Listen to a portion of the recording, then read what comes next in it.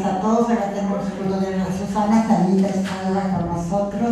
Y disculpen esta demora, que realmente fue una cosa ineludible. Bueno, estamos entonces con nuestra gratitud al público que nos acompaña y también a los representantes y directivos de grupos culturales. Realmente hacen que este acto tenga un nivel de mayor jerarquía.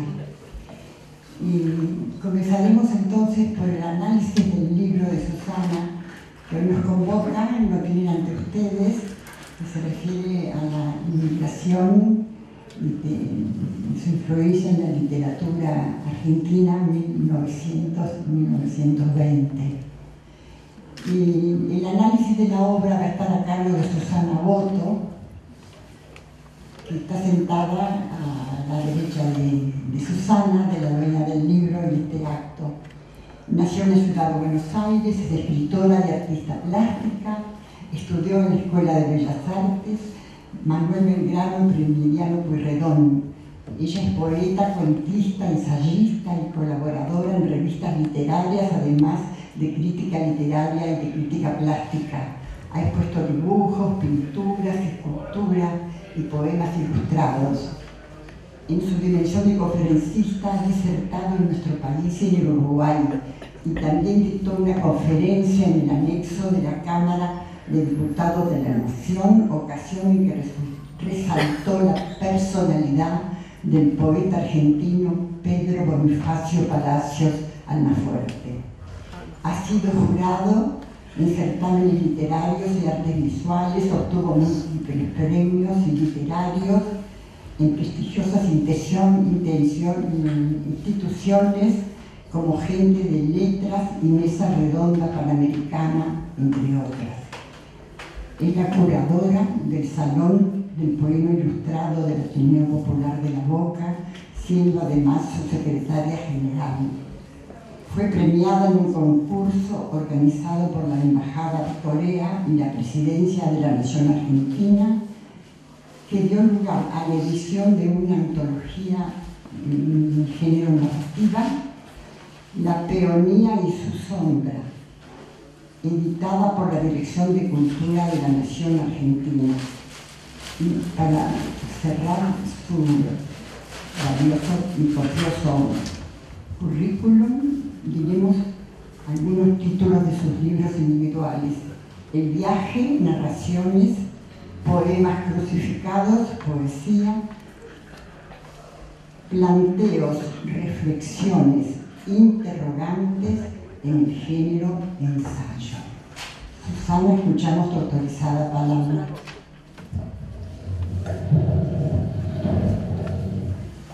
Buenas tardes.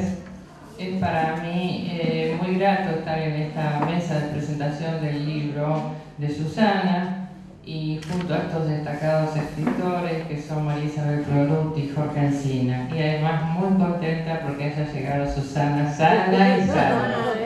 A la que estábamos esperando así con... Bueno, pero ahora está todo muy bien y estamos bien porque está Susana y ya comenzamos. Susana Antelo Romero, en este libro que hoy se presenta, La inmigración a través de la literatura argentina, 1900-1920, ha realizado un meritorio y exhaustivo trabajo de investigación sobre el periodo histórico referido anteriormente y una búsqueda minuciosa y ensayística acerca de cómo la literatura puede expresar aún ficcionalmente acontecimientos sociopolíticos con derivaciones y modificaciones económicas, étnicas y culturales. Se podría afirmar que en las primeras frases del libro, en la introducción, la autora resume su contenido. Escribe Susana: la inmigración de fines del siglo XIX y principios del XX dio origen a una serie de cambios. El país, en una primera etapa, y la ciudad de Buenos Aires después, fueron testigos de la llegada de miles de inmigrantes españoles, italianos, franceses, alemanes, ingleses y judíos. Trataremos de ver la inmigración a través de la visión de escritores argentinos, viajeros, revistas y periódicos de la época. En esta obra podemos encontrar el ser y el sentir de una nación en incesante búsqueda de su identidad, búsqueda que deriva en constantes cambios. Este ser y sentir de cada uno de los integrantes que conforman la Argentina encontrará en la voz de la escritora, en sus planteos desde la introducción hasta las acertadas conclusiones del final de este interesante y valioso libro, una diversificación de los hechos investigados y de las consecuencias de estos, de modo que los conceptos de alta valía de Susana nos conducirán no solo a la cuestión medular de la que trata el libro y que es sobre la inmigración en nuestro país y sus consecuencias, sino como a la literatura, con ulteriores significaciones estéticas y éticas, suma las voces de sus creadores para dar testimonio de la inmigración.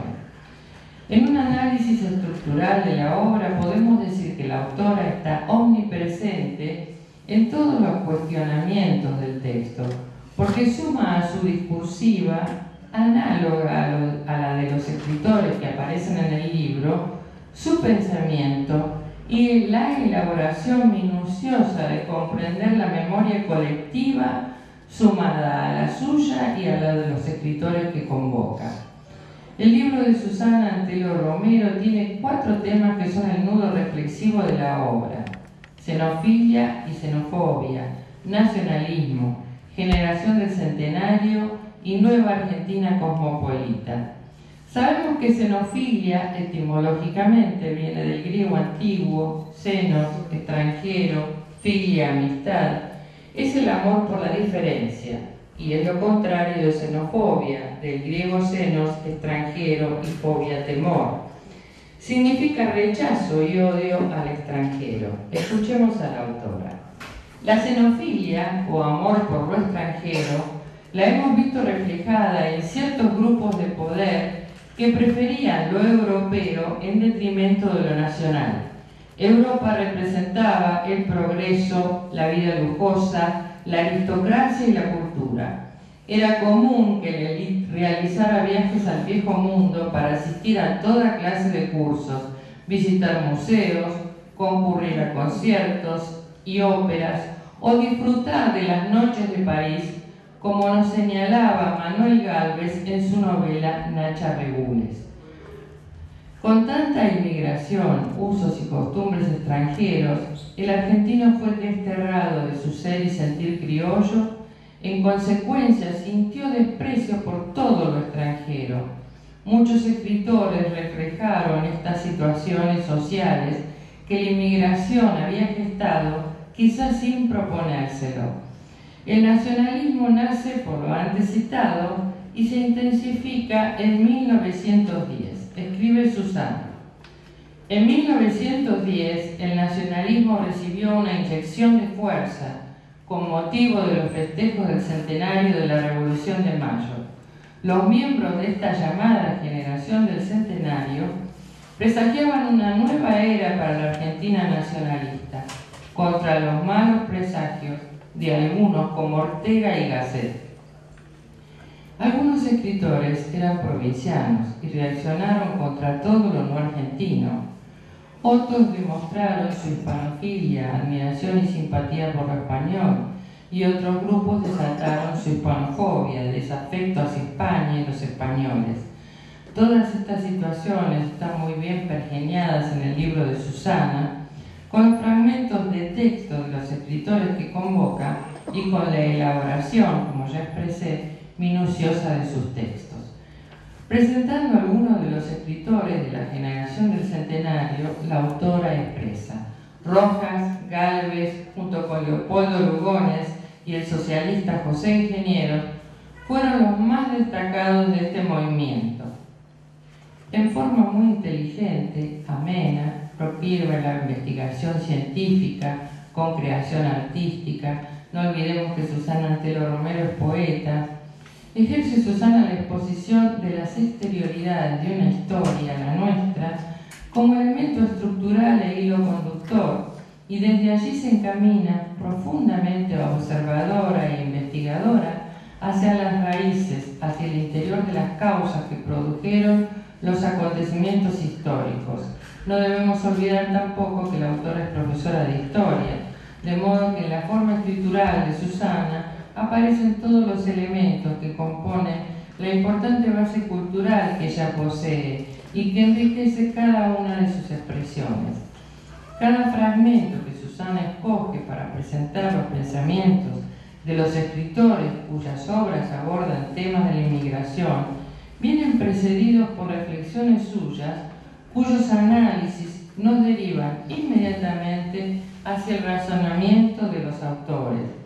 En la página 61 de la inmigración a través de la literatura, antes de que exponga el fragmento del texto del libro de Ricardo Rojas, La restauración nacionalista, la autora escribe: no solo estas masas inmigratorias desplazaban al criollo, sino que desnaturalizaban el idioma y las costumbres.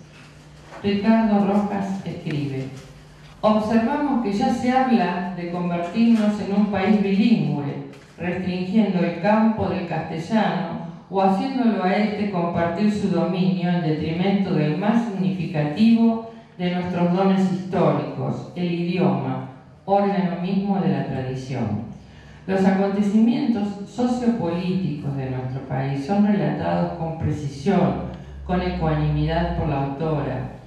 Esto va a permitirle a ella traslucir el deseo de que se plasme una nueva Argentina cosmopolita hacia el final del libro, en sus tan elocuentes conclusiones.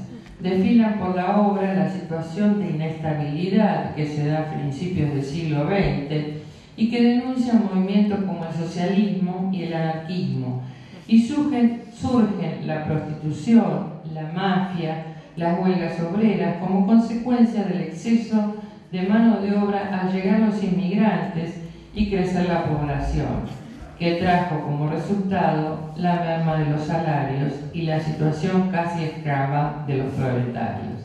Escribe Susana: esta situación se modificará con la toma de conciencia de cierta parte de la élite y de ciertos partidos políticos, especialmente el Partido Socialista, que en 1904 llevó al doctor Alfredo Palacio como diputado al Congreso. En 1916 llegará al gobierno Hipólito Yrigoyen, representante de la Unión Cívica Radical, que nucleaba a distintos sectores del poder, inclusive a la nueva clase media urbana. Con una exhaustiva información, cifras, datos, etc., acerca de la economía de nuestro país, basada fundamentalmente en una política agrícola ganadera que favorecerá la exportación de nuestras carnes y dará al campo la mano de obra de los inmigrantes que luego se fueron afincando en distintas regiones de nuestro país, aún en detrimento de los criollos argentinos. Susana va develando los pormenores de nuestra historia con una enunciación narrativa que contiene conceptos que clarifican para los lectores el proceso histórico-social tan complejo que vivió por aquellos años nuestro país. La descripción, la narración y el diálogo de los personajes que se encuentran en los temas escogidos de los escritores que aparecen en el libro responden a una acertada elección de la autora, a una percepción sutil que permitirá que el texto descriptivo que ella elabore sirva como lenguaje de reflexión, algo así como un puente entre lo ficcional de los escritores y su propia realización histórico-literaria. Y este punto, estimamos, evita las confusiones que se pueden crear entre el mundo real y el imaginario, aunque en este caso ambos mundos tratan del drama de la inmigración. Y decimos drama porque muchos de los inmigrantes fueron a vivir hacinados en conventillos y muchos argentinos terminaron en la periferia de la ciudad. Tuvieron que pasar unos cuantos años para que se nivelaran las diferencias y se produjera el mestizaje. De todos estos acontecimientos da cuenta este singular libro de Susana Antelo Romero, donde desfilan escritores de la talla de Juan Bautista Alberdi, José Álvarez, Fray Mocho, Diego Armus, Vicente Blasco Ibáñez, Florencio Sánchez, Ricardo Rojas, Alfredo Palacios, Ricardo Guiralde, Benito Lynch, Baldomero Fernández Moreno, María Sáenz Quesada, José Gobelo, entre tantos otros. Y en la parte cuarta y última del libro, Conclusiones, Susana nos revela la nueva Argentina cosmopolita no tradicionalista, una nueva Argentina integrada y que es también la siempre esperanza de equidad, de libertad. Susana escribe al concluir el libro: Argentina nueva, crisol de razas, torre de Babel, tierra de libertad, la tierra elegida por unos, la tierra prometida para otros. Y como dijo Benjamin Franklin, donde mora la libertad, allí está mi patria.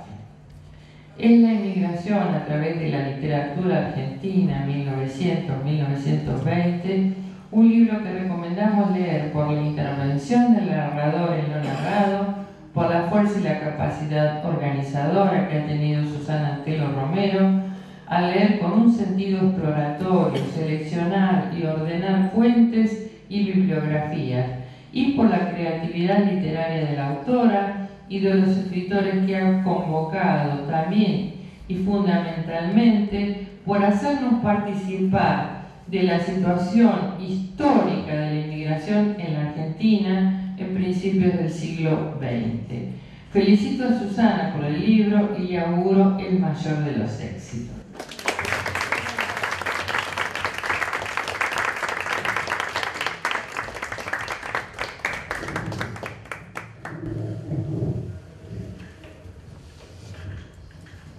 A continuación vamos a tener la oportunidad de escuchar una esmerada selección de textos que ha realizado el escritor Jorge Encina, nacido en Buenos Aires, maestro normal nacional, profesor de filosofía, egresado de la Facultad de Humanidades y Ciencias de la Educación de la Universidad Nacional de La Plata. La Universidad de Cambridge, Gran Bretaña, le otorgó el certificado de pericia en inglés. Efectuó una esmerada labor docente y directiva a nivel primario y secundario en Capital y provincia de Buenos Aires. Dictó cátedras en la Universidad Kennedy y en la Universidad Nacional del Litoral. Se desempeñó como secretario académico de la Universidad del Litoral Santa Fe. Es un becario de la OEA, colaborador y redactor de la Enciclopedia Didáctica Editorial Codes y de la Editorial Capeluz. Miembro de numerosos jurados, ha recibido diversos premios en poesía y en ensayo. Dictó conferencias, cursos y seminarios y talleres en el país y en el exterior. Publicaciones literarias. Entre sus obras citaremos brevemente Arte y poesía en el aula, La luz y sus maravillas, Puntos quiciales, Rumores de la sala, Soledades, New York, Caminos remotos y Trenes, su última publicación, 2013. Es el secretario general de la Asociación Gente de Letras y fue jurado allí del Premio Esteban Echeverría. Participante en distintas antologías y colaborador de publicaciones periódicas en revistas y diarios de la capital y del interior del país. Con ustedes la palabra de Jorge Encina, la lectura correspondiente.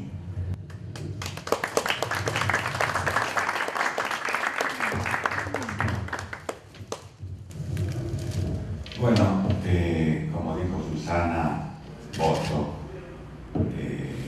Es digno de leerse este libro. Pero es difícil escoger los momentos que puedan ser más atractivos, pero con lo que ella dijo y lo que yo leeré, ustedes verán reflejada ese paralelismo que surgió naturalmente. El libro está concebido en unas 3 o 4 secciones, de las cuales yo he extraído algunos fragmentos.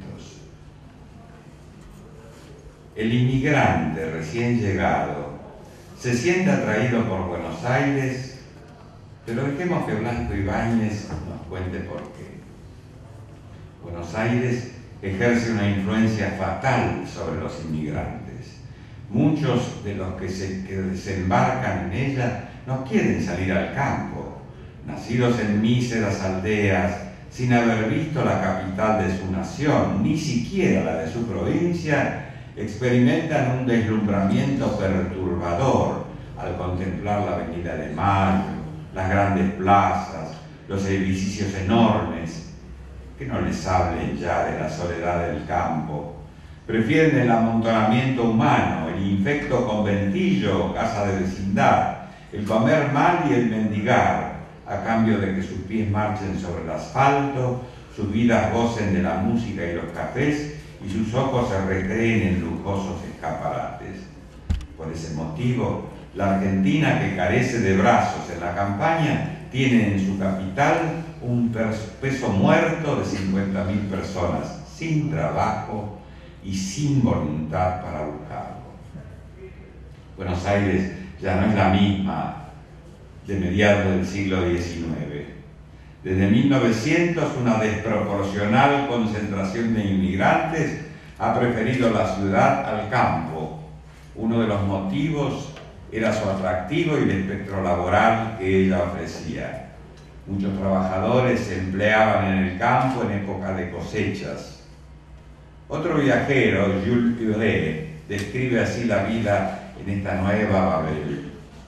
Si os invitan a cenar, no os sorprenda el saber que el cocinero de la casa es de Perusa, el chauffeur de París, el lacayo alemán, el pinche de la Galicia austríaca, inglesa la primera camarera y vasca española la segunda. Por otro lado, vuestro anfitrión alemán por su padre, argentino por su madre y casado con una hija de vasco francés y de italiana, tiene en aquel momento uno de sus hijos en la Universidad de Cambridge, otro en Heidelberg y su hija prometida de un norteamericano. El cuento en familia de Fray Mocho nos muestra la conformación de una familia donde cada una de las hermanas se casó con hombres de distintas nacionalidades. La primera que comenzó fue Julia, con su alemancito, y de ahí siquiera nomás como lienzo de alambrado, Petrona con su italiano, Antonia con su portugués, Eugenia con su inglesito, y ahora se nos viene Susana con un francés. Pasamos a otra sección.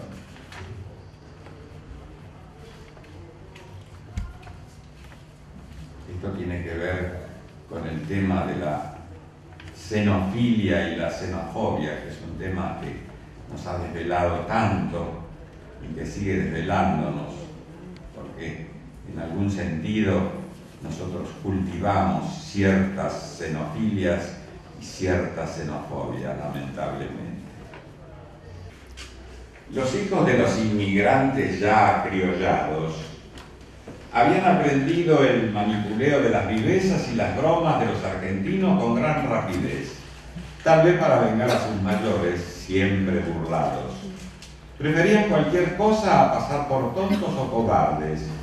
Su infancia, siempre burlada, les había enseñado a ser vivos. Aprendieron a adelantarse a las burlas, burlar antes de ser burlados. Los calificativos de tano, ruso, gallego, polaco, judío eran los motes aplicados. Veamos qué nos dice Blanco Ibáñez. La burla que sus compañeros de escuela hacen muchas veces de la nacionalidad de la familia influye también sobre el niño. Le molesta que lo miren como un ser aparte, que le llamen gallego porque es español, gringo porque en su casa no hablan castellano. No, yo soy argentino, yo he nacido en la República. Había también entre los que venían una ruptura indudable entre padres e hijos. Los padres, alguna vez o casi siempre, se enclaustraban en sus colectividades de origen. Las sociedades, los clubes, los círculos, las colonias, las villas eran el país de origen en la nueva tierra. Los hijos estaban en el centro, entre un mundo, el de sus padres, que no comprendían, y por otro el nuevo mundo que debían habitar y conquistar de alguna forma. El desprecio hacia sus mayores está reflejado en el siguiente párrafo de la Argentina y sus grandezas, las Pibáñez. Además, influye en la exaltación de su personalidad de argentino la diferencia de cultura. Sus padres, infelices emigrantes, aunque hayan adquirido el bienestar y la riqueza en el suelo argentino, guardan su ignorancia primitiva. Muchos aprendieron a leer en la nueva patria. El niño, gracias a la escuela, es casi un sabio comparado con su familia. Habla de cosas ininteligibles para los suyos, pero él, el hijo, se halla por encima del emigrante que le dio el ser. Él es argentino.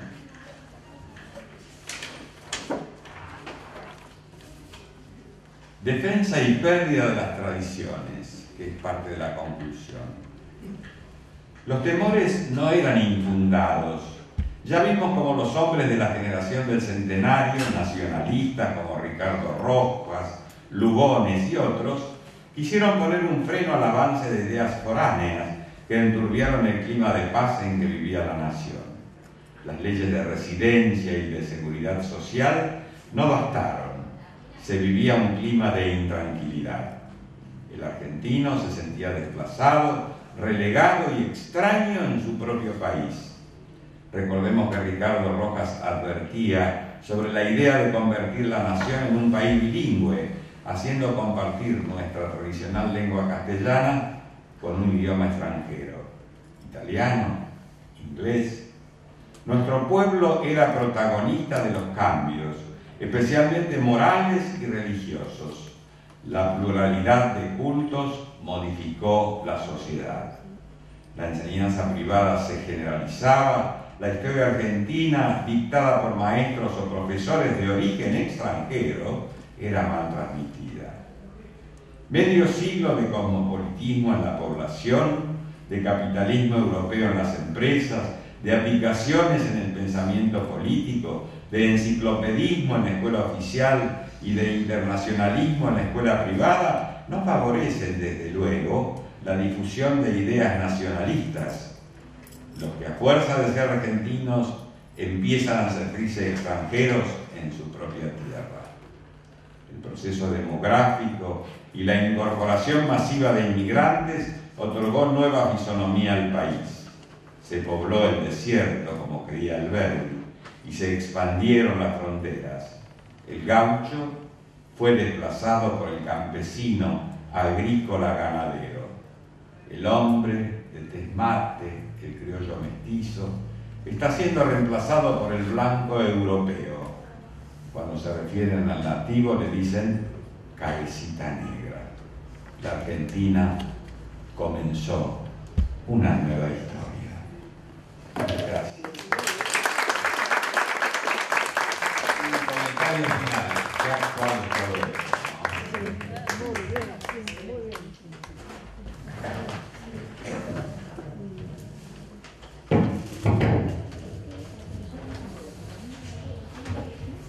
Ahora me corresponde el honor de presentarles a la autora Susana Antelo Romero, nacida en Buenos Aires, profesora de Historia y escritora, pertenece a la Sociedad Argentina de Escritores, la Grupo Ronda Literaria que ahí funciona.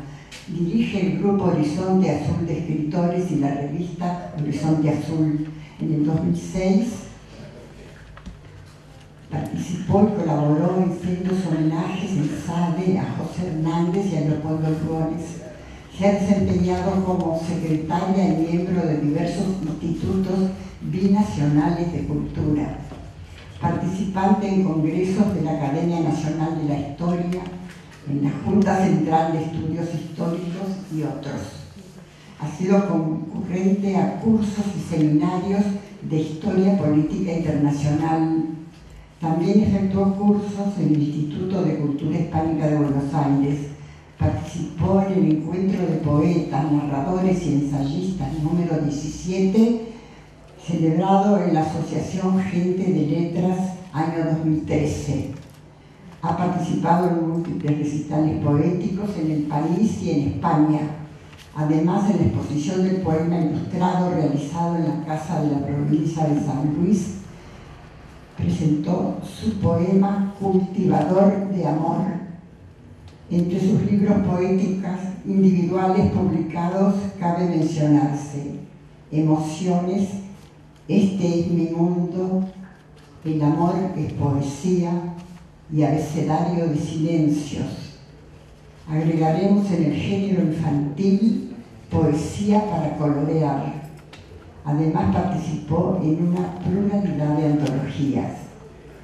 Ha logrado meritoriamente la obtención de diversos premios y menciones de honor por su creación literaria.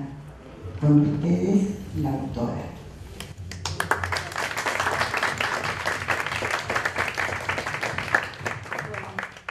Muy halagada por los comentarios y nuevamente les pido perdón por la demora. Bueno, no voy a llevarles demasiado tiempo, a consumir más tiempo del de ustedes, y la situación, como lo dice Jorge Encina, en el libro se ve reflejada un poco la realidad actual también. En este momento uno ve un país muy diferente del que estábamos acostumbrados, con mucha violencia. Prácticamente la anarquía que se vivía en aquella época se está repitiendo, pero con otros términos. Son violencia por el narcotráfico que está también abarcando gran parte del país, especialmente en Santa Fe, Rosario, Córdoba. Hay muchas situaciones que se ve uno reflejado en el pasado. Y justamente la historia, como decía Cicerón, es maestra de vida. Hay que tenerlo en cuenta también para no repetir los hechos. Fue una situación en 1900-1920, justo en el centro, 1910, el centenario de la Revolución de Mayo. En el libro se ve bien reflejado también el comentario, porque Nacha Regules, de Manuel Gálvez, el personaje central es Monsalvat. Y entonces este señor era de una familia no muy acomodada, porque la mamá era soltera, en ese personaje por supuesto, y había sido engendrado de parte de un padre que era adinerado, del que heredó después una buena cantidad, y entonces tenía propiedades que alquilaba.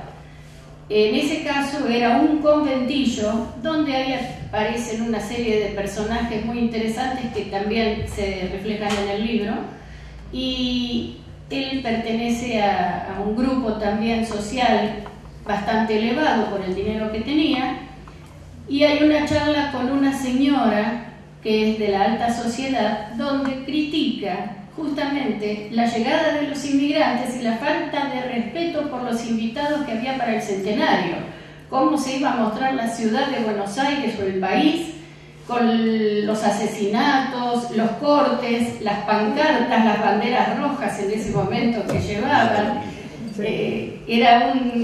También estaban con los bombos. Y bueno, se renueva. Y es interesante recordarlo porque después el mismo personaje de Monsalvat habla y defiende otro personaje que figura ahí también en ese encuentro, la otra postura. Entonces se ven los dos, el que defiende al inmigrante porque también puso bastante de sí, porque traía los problemas que existían en Europa. Entonces era el reemplazo ya de las horas de trabajo. No se podía estar trabajando 24, 12 horas, no, se estuvo luchando para que se redujeran las jornadas laborales. El que hizo mucho fue Alfredo Palacios.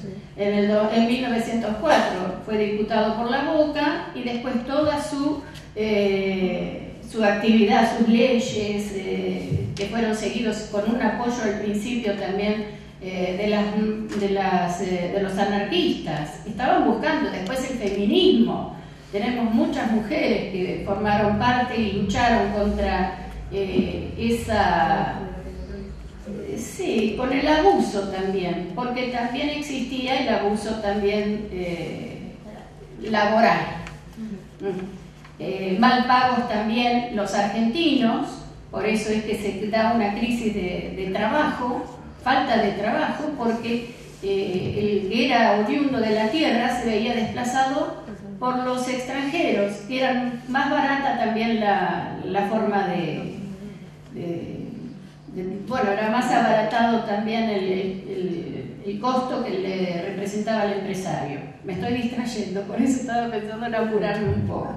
Bueno, quiero que compartan entonces con nosotros de este momento, y muchísimas gracias por la presencia de todos ustedes, que son representantes muchos de los distintos grupos de escritores. También, bueno, es muy difícil enumerar a todos, pero muchísimas gracias a todos. Muchísimas gracias.